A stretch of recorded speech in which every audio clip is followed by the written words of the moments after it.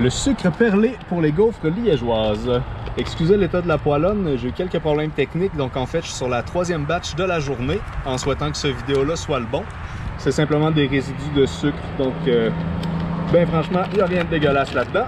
Donc, plaque induction, 300 degrés Fahrenheit. C'est une poche de 4 kg de sucre, donc je vais rajouter à l'œil quelque part entre 800 grammes à 1 kg. Donc, comme ça ici.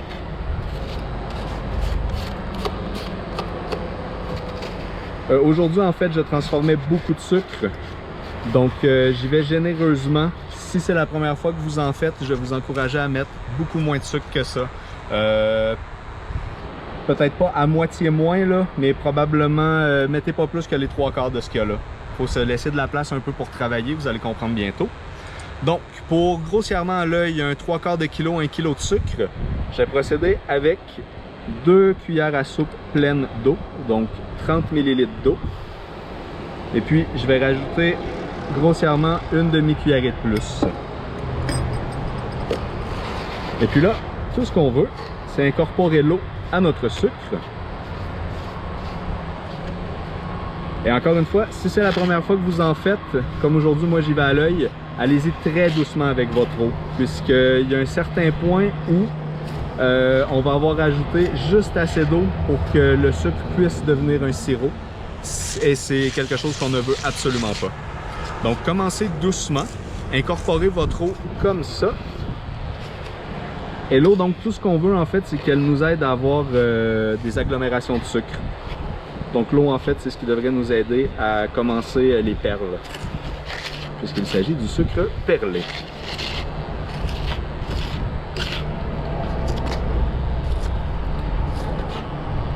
On peut voir qu'il reste encore du sucre pas humide sur les côtés.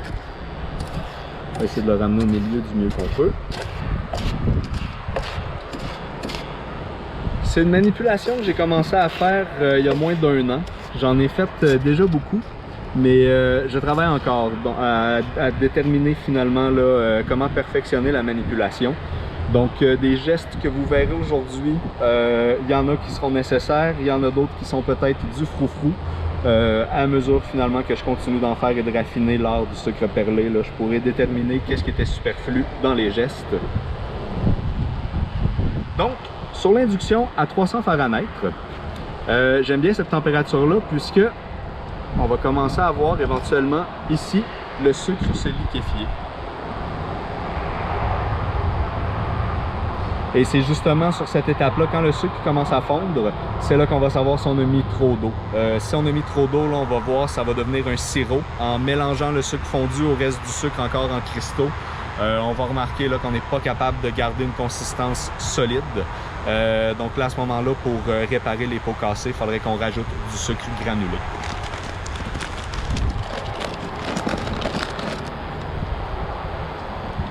Donc là, on commence à voir lentement le sucre devenir liquide, commencer à fondre.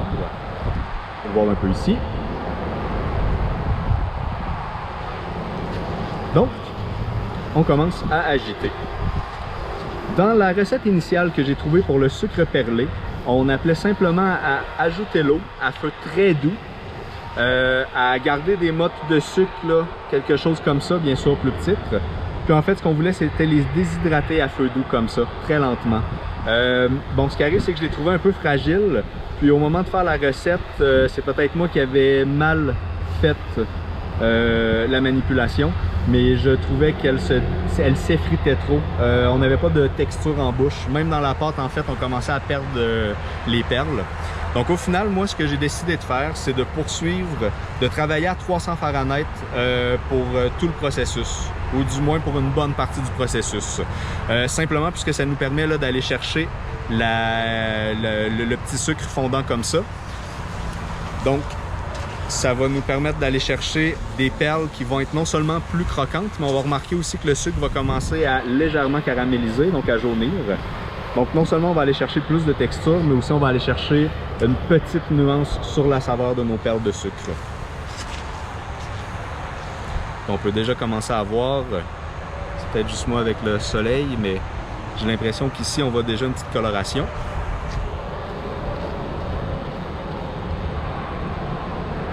Bien important aussi, toujours essayer de tenir les barres de notre outil propre. Donc là, bien sûr, j'ai pas encore assez de perles là, pour bien pouvoir me défaire de la bordure de sucre. Mais à mesure que le sucre va commencer à caraméliser au fond et qu'on va avoir des perles plus solides, là, je vais pouvoir être capable de bien racler les barres. Parce que sinon, ça va s'agglutiner, puis à un moment donné, ça va faire une trop grosse masse. Ça va nous gêner.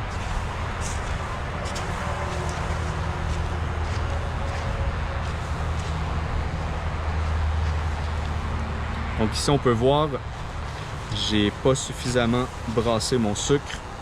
On est vraiment maintenant sur le processus de caramélisation. Donc, il faut constamment agiter le sucre. Puisque s'il stagne trop longtemps, il va se mettre à caraméliser. Mais beaucoup trop à notre goût.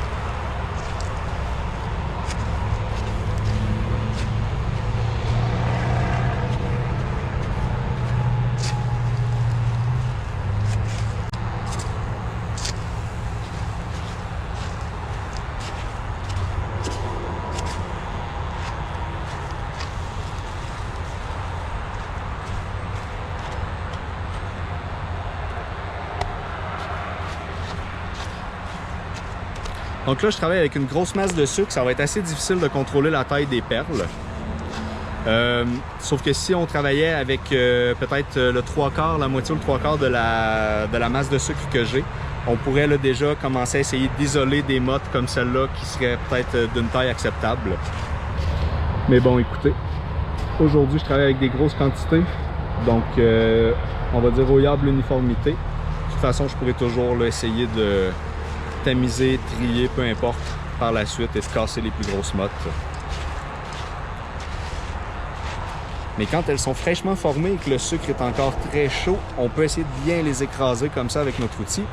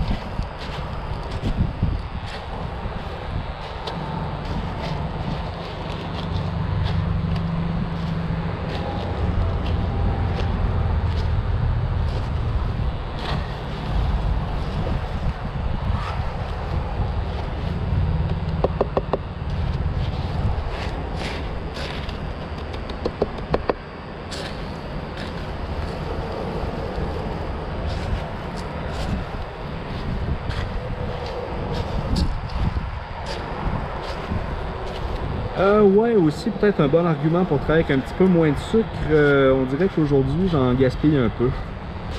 Donc, gênez-vous pas pour réduire un petit peu la quantité.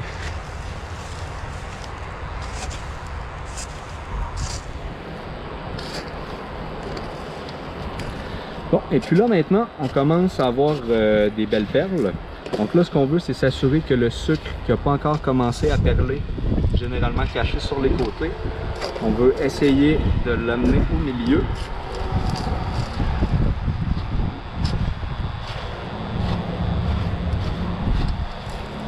Puis là, on a la belle odeur caractéristique d'un sucre qui commence à légèrement caraméliser.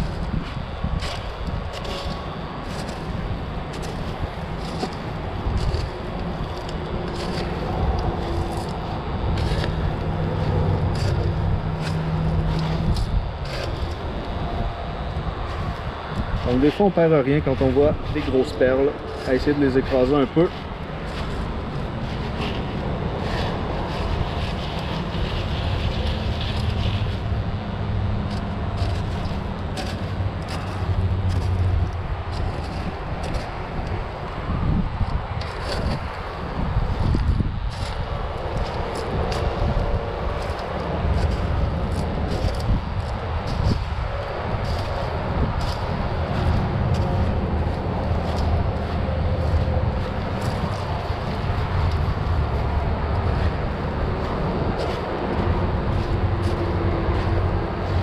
Donc je vous rappelle que si vous les faites comme moi, la coloration, c'était pas quelque chose là, qui était censé faire partie de la manipulation. C'est vraiment moi qui décide de travailler avec des températures plus élevées. Donc si vous montrez ça à vos oncles, à vos tantes qui sont un peu old school et qui connaissent bien la gaufre liégeoise, ça se peut que vous reçoiez des commentaires négatifs. Faites-moi en part quand même, que je me prépare et que je sache comment y répondre.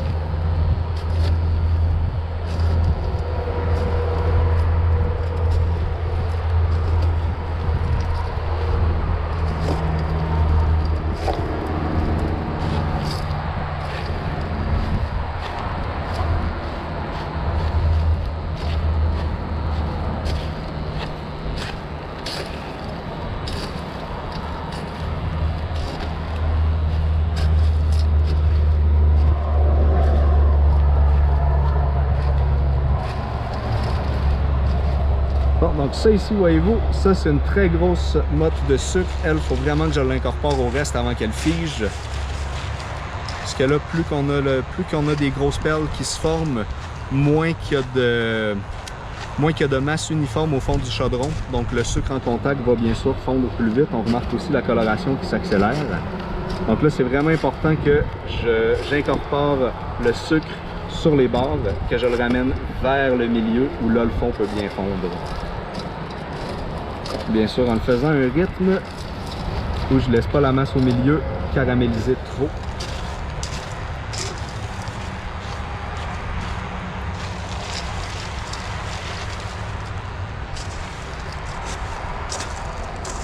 Et puis là, on remarque qu'on a de moins en moins de sucre granulé.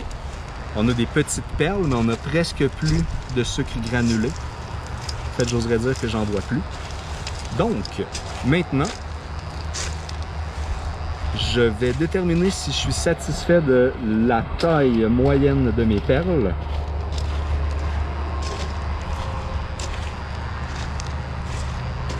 J'aimerais ça en avoir quelques-unes d'un peu plus grosses, mais j'en veux pas beaucoup des plus grosses.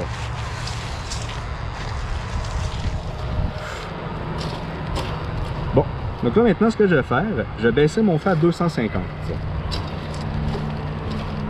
À 250 en fait, c'est qu'on va au moins venir ralentir la vitesse à laquelle le sucre fond ici au milieu.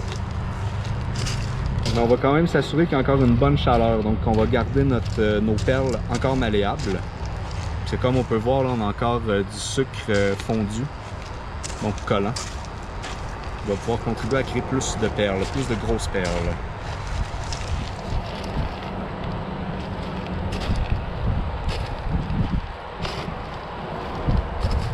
Et là, maintenant qu'on a bien... Comment je peux dire ça? Maintenant qu'on a bien rendu nos perles collantes, on coupe la chaleur totalement. Donc là, je viens de couper la chaleur au complet. Et on continue simplement d'agiter le temps que le sucre fige. Voyez-vous, cette perle-là est un peu trop grosse. Oh, parfait.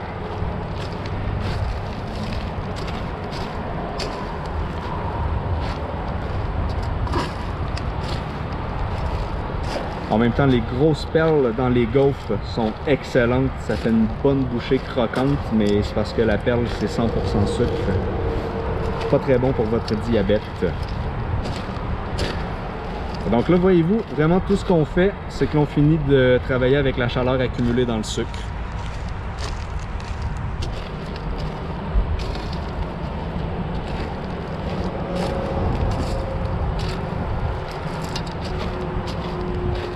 Donc là, on finit simplement en agitant bien pour être certain que les perles collent pas ensemble.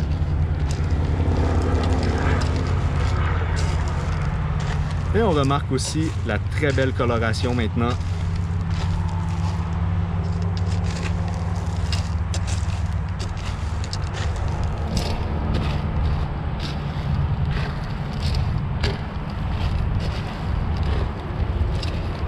Donc maintenant, idéalement, On continue d'agiter encore 1 minute ou 2.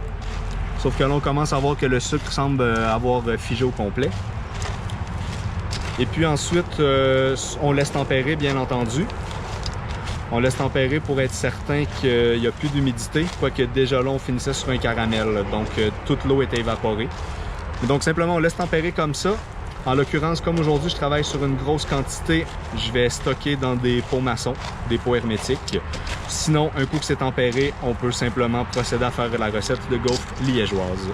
Donc, c'était le sucre perlé.